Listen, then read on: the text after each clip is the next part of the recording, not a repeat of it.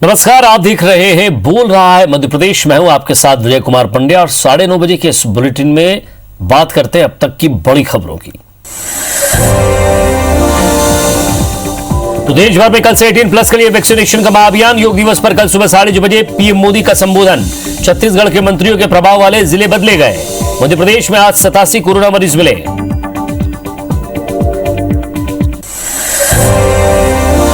और मध्य प्रदेश की 4 बड़ी खबरों पर सबसे पहले नजर डाल लेते हैं। सबसे पहले बात भोपाल की, जहां बीजेपी कार्यकर्ताओं का प्रशिक्षण शिविर शुरू हुआ है, जो कि अगले 7 हफ्ते तक चलेगा। बीजेपी दफ्तर में हो रहे शिविर में सीएम शिवराज सिंह चौहान और प्रदेश अध्यक्ष वीडी शर्मा ने भी हिस्सा लिया है। वहीं वैक्सीनेशन का महाअभियान कल से शुरू हो रहा है, जिसके लिए राजधानी भोपाल में 850 सेंटर बनाए गए। हालांकि आशा और उषा कार्यकर्ताओं के अभियान का बहिष्कार करने की वजह से ग्रामीण इलाकों में इस पर असर पड़ सकता है। अयोध्या में बन रहे राम मंदिर की जमीन खरीदी में विवाद के बाद अब श्योपुर में कांग्रेस के कुछ लोग इसके समाधान के लिए हनुमान मंदिर पहुंचे, बजरंगबली को ज्ञापन दिया, उनसे इसकी जांच की अपील की।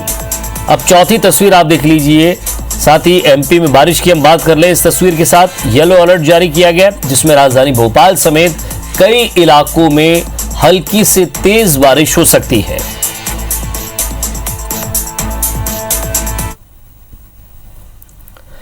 कोरोना को मात देने के लिए मध्य प्रदेश सरकार वैक्सीनेशन का महाअभियान शुरू कर रही है। 21 जून यानी कि कल से अभियान शुरू होगा। इसके लिए जोर शोर से तैयारियां भी शुरू की गई हैं।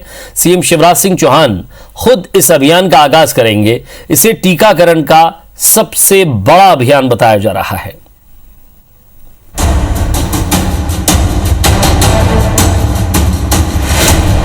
इक्कीस जून से वैक्सीनेशन का महाअभियान, अब तक का सबसे बड़ा अभियान। कोरोना को मात देने की पूरी तैयारी।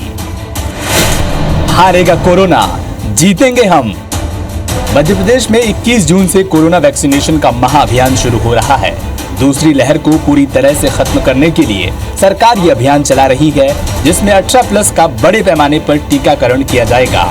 ये अब तक का सबसे बड़ा अभियान है। प्रदेश में 10 लाख लोगों के टीकाकरण का लक्ष्य है। पूरे प्रदेश में 7000 सेंटर बनाए गए हैं। सुबह 10 बजे से अभियान का शुभारंभ होगा। सीएम शिवराज सिंह चौहान दतिया से करेंगे अभियान का आगाज। मां पीताम्बरा के दर्शन के बाद शुरू होगा अभियान। अभियान में 35,000 कर्मचारियों की ड्यूटी लगी है। मशहूर हस्तियां प्रेरक के तौर पर रहेंगे मौजूद। 1500 जोनल और सेक्टर अधिकारी करेंगे निगरानी। 1 लाख से ज्यादा कोरोना वॉलंटियर अभियान से जुड़ेंगे। मंत्री अपने कोविड प्रभार वाले जिलों में मौजूद रहेंगे। मध्य प्रदेश में प्रत्येक वैक्सीनेशन सेंटर में समाज के विभिन्न वर्गों के विशिष्ट जन अतिथि के रूप में नहीं बल्कि प्रेरक के रूप में जाएंगे। वो स्वयं यदि प्रेरक के रूप में वैक्सीनेशन लगवाने के लिए जनता के बीच, समाज के बीच जाएंगे तो लोगों में इसके लिए एक अलग माहौल पैदा होगा। वहीं सीएम शिवराज सिंह चौहान ने भी कहा है कि इस अभियान में ज्यादा से ज्यादा लोग जुड़ें ताकि इसे सफल बनाया जा सके, क्योंकि इससे जरूरी अभी कुछ भी नहीं। वहीं बीजेपी के प्रदेश अध्यक्ष वीडी शर्मा ने बाणगंगा स्थित वार्ड 25 में घर घर जाकर पीले चावल दिए और वैक्सीन लगवाने के लिए आमंत्रित किया। योग दिवस, अंतर्राष्ट्रीय योग दिवस के दिन से वैक्सीनेशन महाअभियान मध्य प्रदेश में प्रारंभ होगा। 7000 सेंटर बनाए गए, क्योंकि वैक्सीन से ही हम जनता की जिंदगी को सुरक्षित कर सकते हैं। इससे बड़ा पुण्य का काम आज और कोई दूसरा है ही नहीं। इसलिए पूरी ताकत से हम अपनी जनता को वैक्सीन लगा पाए। भोपाल के सीएमएचओ डॉक्टर प्रभाकर तिवारी ने बताया कि हमारी तैयारी पूरी है। इसके लिए भोपाल में 850 वैक्सीनेशन सेंटर बनाए गए हैं। साथ ही करीब 7000 कर्मचारियों की ड्यूटी भी लगाई गई है। सारे जो एसोसिएशन है उन्होंने स्वयं से आगे आके इस वैक्सीनेशन महाअभियान में शामिल होने की इच्छा व्यक्त की थी और उसी के लिए आज सुबह हम लोग 7 बजे से जुटे हुए हैं और एक ऐसा प्रोग्राम तैयार कर रहे हैं कि भोपाल के अधिक से अधिक लोगों को हम लोग वैक्सीनेट कर सकें। वहीं इंदौर में भी इस महाअभियान को लेकर तैयारियां जोरों पर है। यहाँ 2 लाख से ज्यादा वैक्सीन लगाने का लक्ष्य रखा गया है, जिसके लिए 3 लाख डोज मिल भी चुके हैं। पूरे जिले में टीकाकरण के लिए 1050 वैक्सीनेशन सेंटर बनाए गए हैं। 3 लाख डोजेस लगाने का लक्ष्य रखा है। नगर निगम सीमा क्षेत्र में ये लगभग 2 लाख रहेगा और 1 लाख बाकी ग्रामीण क्षेत्र में और अन्य नगरीय निकायों में। जो अपनी तैयारी है, लगभग 650 सेंटर्स नगरीय क्षेत्र में बनाए गए हैं और कुल मिला के 1074 सेंटर्स बनाए गए हैं। गृह राष्ट्र के रूप में कोई है तो उस वैक्सीन जो हमारी भी रक्षा कर सकती है, हमारे परिवार की भी रक्षा कर सकती है और आने वाले भविष्य की भी रक्षा। पूरे मध्य प्रदेश में कोरोना की पहली और दूसरी लहर ने अपना कहर बरपाया था। अब तीसरी लहर की आशंका जताई जा रही है। ऐसे में वैक्सीन ही वो हथियार है जो हमें कोरोना से जंग में जीत दिला सकता है। इसीलिए IBC 24 की भी यही अपील है कि वैक्सीन लगवाएं और कोरोना को हराएं। Bureau report, IBC 24। और मध्य प्रदेश में कल यानी कि 21 जून को अंतर्राष्ट्रीय योग दिवस पर वैक्सीनेशन महाअभियान शुरू होगा। इस महाअभियान की शुरुआत मुख्यमंत्री शिवराज सिंह चौहान दतिया से करेंगे। इसके बाद भोपाल के अन्ना नगर में वैक्सीनेशन अभियान में शामिल होंगे। अन्ना नगर में होने वाले इस कार्यक्रम को लेकर वैक्सीनेशन स्थल पर चिकित्सा शिक्षा मंत्री विश्वास सारंग पहुंचे। उनके साथ कलेक्टर अविनाश लवानिया, DIG इरशाद वली समेत प्रशासनिक अमला मौजूद रहा। निरीक्षण के दौरान मंत्री सारंग ने कहा कि दिव्यांग और बुजुर्ग को वैक्सीनेशन स्थल तक लाने के लिए ट्रांसपोर्टेशन की व्यवस्था की गई है। इसके लिए वार्ड स्तर पर टीमें दौरा करेंगी।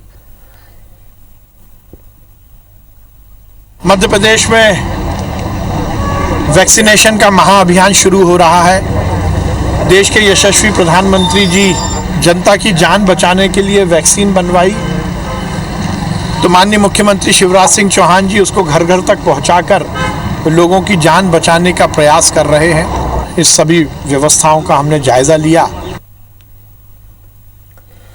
सोमवार से वैक्सीनेशन को लेकर महाअभियान शुरू हो रहा है। अभिनेता मुकेश तिवारी ने लोगों से वैक्सीन लगवाने की अपील की है। उन्होंने कहा है कि वैक्सीनेशन में अपनी भागीदारी जरूर सुनिश्चित करें। नमस्कार, मैं हूं मुकेश तिवारी। तो 21 जून 2021 से कोरोना टीकाकरण का महाअभियान प्रारंभ हो रहा है। अतः आप सभी से मेरा करबद्ध आग्रह और निवेदन है कि इस वैक्सीनेशन में आप अपनी भागीदारी और साझेदारी सुनिश्चित करें और आसपास के लोगों को भी इस टीकाकरण के लिए प्रेरित करें, क्योंकि यही समय है हमारे सामाजिक सरोकारों, सामाजिक दायित्वों को निभाने का। यह भी देखने में आया है कि समाज का एक बड़ा वर्ग इस टीकाकरण को लेकर संशय में है, एक अनजाने भय, झिझक से ग्रस्त है। तो हमारा यह भी दायित्व है कि हम उन्हें इस टीकाकरण के लिए अनुप्रेरित करें, उन्हें उत्साहित करें और इस टीकाकरण के लाभ बताएं। और अंत में यही मनोकामना कि आपका परिवार, हमारा समाज और हमारा देश स्वस्थ रहे। जय हिंद, जय भारत। और इधर 21 जून को वैक्सीनेशन का रिकॉर्ड बनाने के लिए जबलपुर भी तैयार है। जबलपुर में कल एक दिन में 60,000 जबकि अगले 7 दिनों में 2 लाख लोगों को कोरोना वैक्सीन लगने का टारगेट रखा गया है। इसके लिए जबलपुर में वैक्सीनेशन सेंटर्स की संख्या 80 से बढ़ाकर 130 कर दी गई है। वैक्सीनेशन के इस महाअभियान से पहले जबलपुर के एक वैक्सीनेशन सेंटर का जायजा लिया हमारे संवाददाता विजेंद्र पांडे ने। कोरोना महामारी के खिलाफ मध्य प्रदेश निर्णायक जंग लड़ने जा रहा है। 21 जून यानी अंतर्राष्ट्रीय योग दिवस के मौके पर मध्य प्रदेश में रिकॉर्ड वैक्सीनेशन की तैयारी है।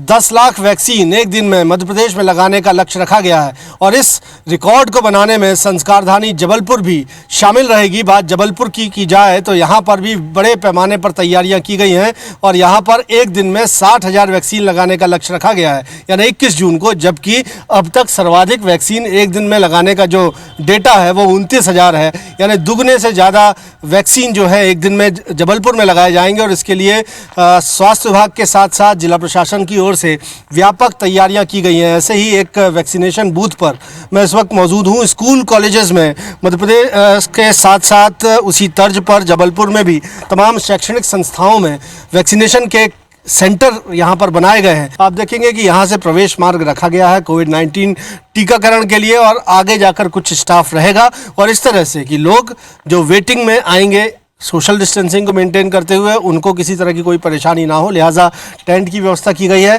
आगे आप देखेंगे कि मार्क जो है वो लगाए गए हैं सोशल डिस्टेंसिंग को मेंटेन करने के लिए, और आगे जाकर तमाम जो लोग आएंगे उनको वैक्सीनेशन यहाँ पर किया जाएगा। बात जबलपुर की जाए तो एक दिन में तो 60,000 वैक्सीन लगाने का लक्ष्य रखा गया है, लेकिन 7 दिनों में जिस तरह से कल से 21 तारीख से ये वैक्सीनेशन का महाअभियान मध्य प्रदेश में शुरू होना है, और जबलपुर की बात की जाए तो लक्ष्य 30 तारीख तक ऐसा रखा गया है कि 2 लाख लोगों को वैक्सीन यहाँ पर लगा दिया जाएगा।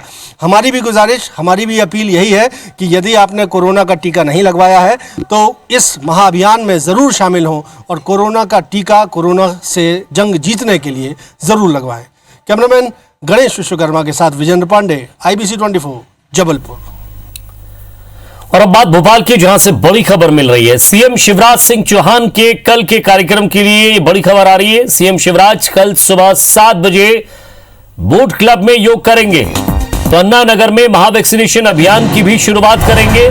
सीहोर में महावैक्सीनेशन अभियान में भी शामिल होंगे और दतिया जिले में महावैक्सीनेशन अभियान में शिरकत करेंगे।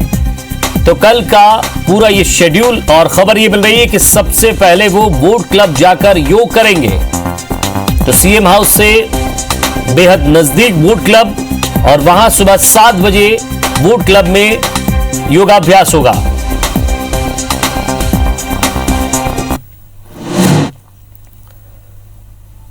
जबलपुर में स्थित मध्य प्रदेश की इकलौती मेडिकल यूनिवर्सिटी छात्रों को पास फेल करने के फर्जीवाड़े से इन दिनों सुर्खियों में है। इस बीच यूनिवर्सिटी प्रबंधन ने एक नया कारनामा कर दिखाया है। फर्जीवाड़े की जांच के घेरे में आई यूनिवर्सिटी की परीक्षा नियंत्रक डॉक्टर वृंदा सक्सेना को पहले तो पद से हटाया गया और फिर 24 घंटे के अंदर फिर प्रभार सौंप दिया गया। इधर यूनिवर्सिटी में छात्रों को पास फेल करने के फर्जीवाड़े की जांच में बड़े खुलासे हुए हैं, जिसके बाद कांग्रेस इस फर्जीवाड़े को व्यापक घोटाले की तीसरी लहर बता रही है।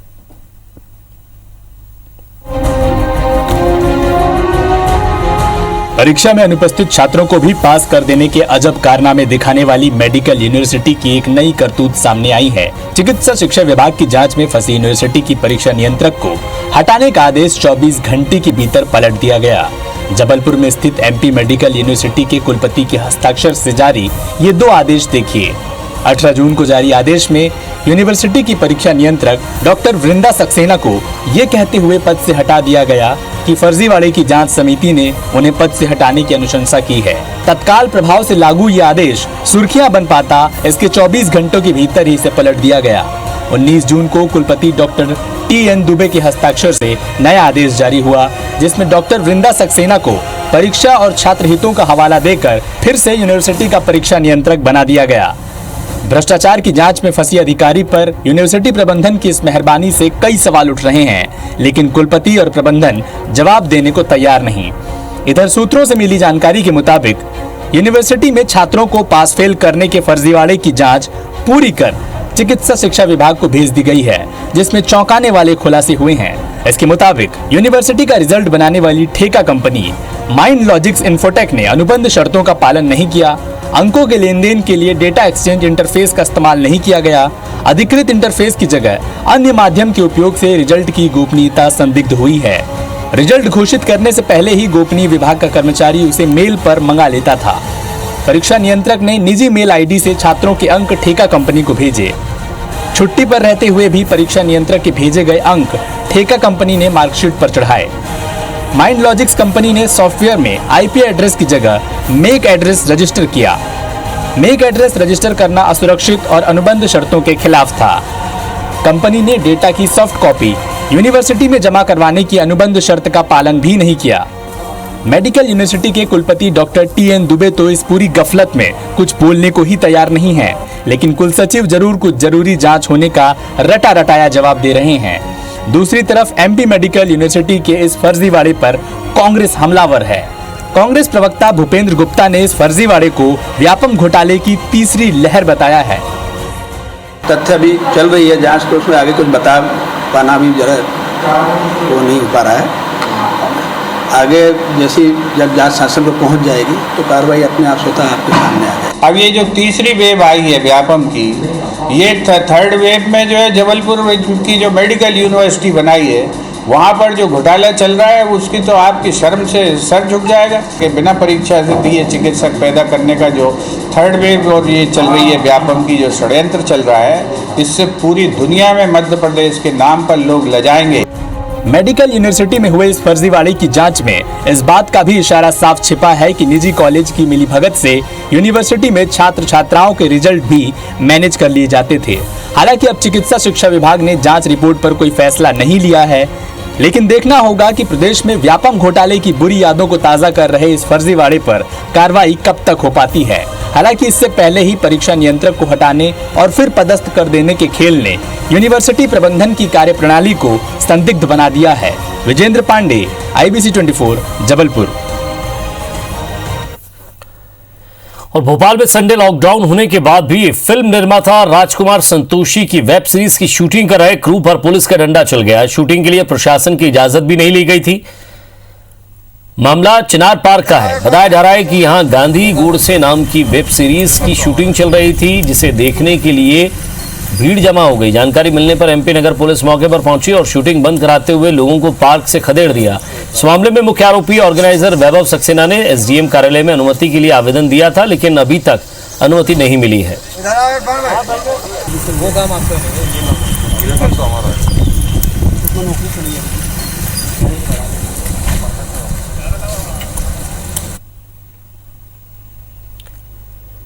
और प्रदेश के ऊर्जा मंत्री के खिलाफ ग्वालियर में अधिवक्ता ने SP से शिकायत की है। उन्होंने तोमर पर कानून के उल्लंघन का आरोप लगाया है, जिसे लेकर ऊर्जा मंत्री प्रद्युम्न सिंह तोमर के खिलाफ FIR की मांग की गई है। दरअसल ग्वालियर में ऊर्जा मंत्री प्रद्युम्न सिंह तोमर ने बीते दिनों मोती झील इलाके में स्थित बिजली के खंभे पर चढ़कर वहां से चिड़ियों के घोंसले और पेड़ों की झाड़ियां हटाई थी। इसी को लेकर कांग्रेस के एक अधिवक्ता देशराज भार्गव का कहना है कि बिजली के खंभे पर चढ़ने से पहले सक्षम अधिकारी परमिट जारी करता है, तब कहीं जाकर पावर सप्लाई बंद होती है, उसके बाद ही मेंटेनेंस का काम किया जाता है। लेकिन इस मामले में ऐसा नहीं हुआ, इसलिए यह विद्युत अधिनियम के तहत अपराध की श्रेणी में आता है। वो मध्य प्रदेश विद्युत अधिनियम की सेक्शन 138 के तहत उनके द्वारा अनाधिकृत रूप से लाइन पर चढ़ना और लाइन को संयोजित करना ये अपराध की श्रेणी में आता है। हमारे द्वारा कल SP महोदय को पुलिस से शिकायत की गई है, ज्ञापन दिया गया है। कोई फिजा इलाके में बुजुर्ग महिला मधु तातेड़ और टीचर प्रियंका के साथ लूट करने वाले लुटेरे 4 दिन बाद भी सुराग उनका नहीं मिल पाया है। लुटेरों की शिनाख्ती के लिए पुलिस ने शहर के मुख्य चौराहों, तिराहों और पेट्रोल पंप पर फ्लैक्स लगवाए हैं। पुलिस 125 CCTV कैमरे की फुटेज खंगाल चुकी है। वॉक करने वाली जगहों पर भी अनाउंसमेंट करवाया जा रहा है। इन 2 लूट के मामलों में ADG साई मनोहर ने 30,000 रुपए और DIG ने 20,000 और जनता की तरफ से 30,000 रुपए का इनाम घोषित किया गया है।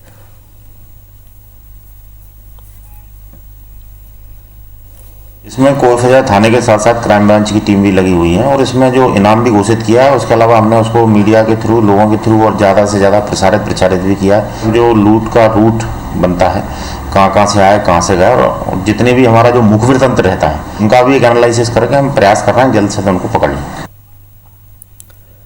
और इसी के साथ फिलहाल इस बुलेटिन में इतना ही। नमस्कार।